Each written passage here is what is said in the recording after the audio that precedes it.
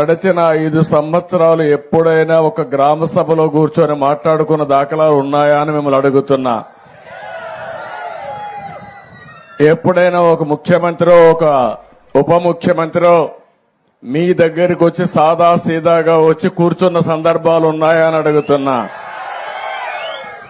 ఆ రోజు మీరు చూస్తే ముఖ్యమంత్రి వస్తున్నాడంటే మొత్తం చెట్లన్నీ నరికేయాలి.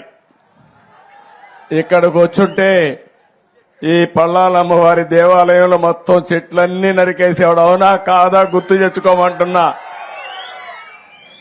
ఆయన వస్తున్నా అంటే పరదాలు కట్టేయాలి.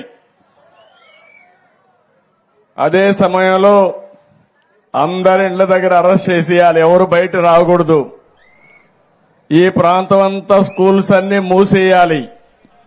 అన్ని బస్సులు ఆయన మీటింగుల కోసం రావాలి. ఆడవాళ్ళైతే స్వేచ్ఛగా వచ్చి కూర్చొని మాట్లాడుతున్నారు. ఏమమ్మా అప్పట్లో ఎప్పుడన్నా మీలో నవ్వుముఖం చూశానా అని అడుగుతున్నా మిమ్మల్ని అందరినీ.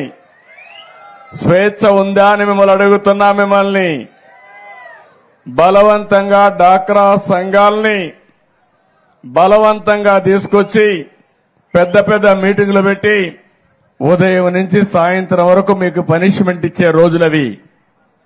ఆ రోజులన్నీ అయిపోయినాయి. ఓసారి నేను చూశాను, వచ్చిన వాళ్ళు వెళ్లిపోతా ఉంటే పక్కన గోతులు తవ్వేవాళ్ళు పారిపోకుండా. ఇది ప్రజాస్వామ్యమా లేకపోతే డిక్టేటర్ స్వామ్యమా నాకైతే అర్థం కావడం లేదు. అందుకని నేను గాని మిత్రుడు పవన్ కళ్యాణ్ గారు వచ్చిన తర్వాత ఒకే మాట చెప్పాం. చాలా స్పష్టంగా ఆదేశాలు ఇచ్చాం. మాది simple governance, simple government, effective governance. పేద ప్రజలకు న్యాయం చేసే పరిపాలన రావాలని పాలనకు శ్రీకారం చుట్టామని చెప్పి కూడా నేను మీకు తెలియజేస్తున్నా.